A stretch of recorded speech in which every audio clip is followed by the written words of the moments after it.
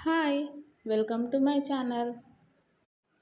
ఏ మనిషికైనా ఓపిక ఎంతవరకు ఉంటుందో అంతవరకే ఉంటుంది.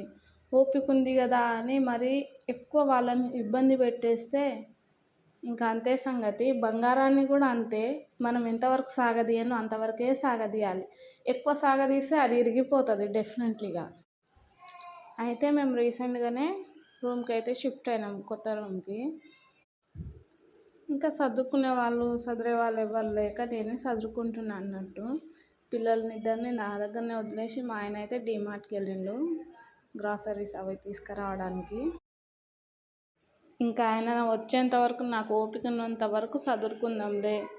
నాతోటి అయిన కాడికి సదురుకొని తర్వాత ఆయన వచ్చినప్పుడు హెల్ప్ చేస్తాడులే అనేసి నేనైతే నా వీలైనంత వరకు మట్టుకు నేనైతే చేస్తున్న పనైతే.